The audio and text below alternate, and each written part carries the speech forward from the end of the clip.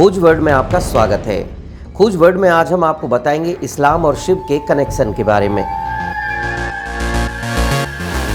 काबा में क्या मूर्ति पूजा होती थी और काबा में क्या शिवलिंग है, क्या वहाँ कभी दूध चढ़ाया जाता था, इन सारे मुद्दों पर आज चर्चा करेंगे। लेकिन इससे पहले आप खोज वर्ड को सब्सक्राइब कर लीजिए, लाइक कीजिए और शेयर कर लीजिए। तो चलिए शुरू करते हैं।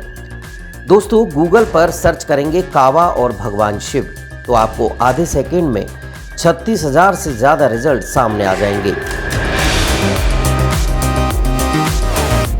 हर वेबसाइट के अपने दावे, अपने तर्क और बहस ऐसी अनंत जैसे भगवान है या नहीं, उतनी ही आक्रामक जैसे ईश निंदा।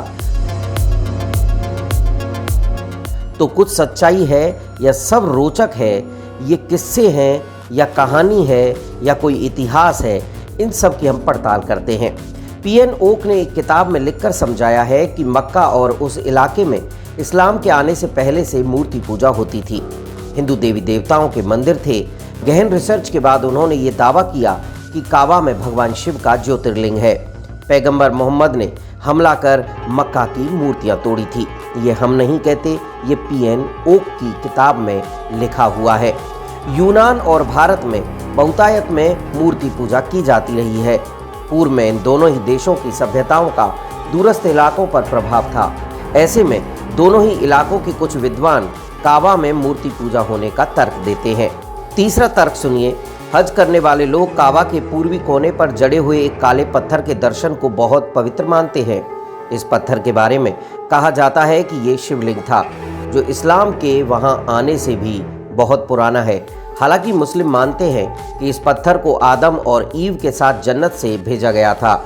इस पत्थर के आसपास अब चांदी की फ्रेमिंग कर दी गई है और ये चांदी की फ्रेमिंग वैसी ही है जैसे शिवलिंग के आसपास जलाधरी की होती है। एक और तर्क देखिए। इस्लाम से पहले मिडिल ईस्ट में पीगन जनजाति रहती थी। वो हिंदू रीति रिवाज को ही मानती थी। मूर्ति पूजा उनमें से एक थी। पैगंबर मोहम्मद का मक्का में इन्हीं लोगों से विवाद हुआ और वो मदीना चले गए।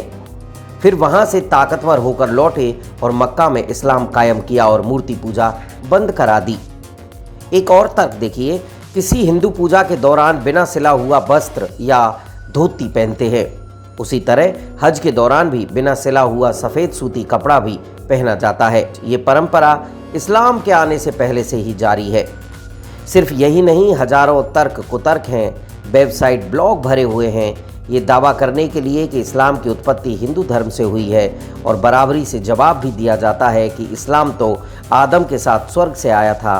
पता नहीं इस बहस में कोई जीत गया तो हासिल क्या होगा, हार गया तो भी क्या मिलना है। खोज वर्ड में आज इतना ही। फिर मिलेंगे ऐसे ही रोचक तथ्यों के साथ। दीजिए इजाज़त। नमस्कार।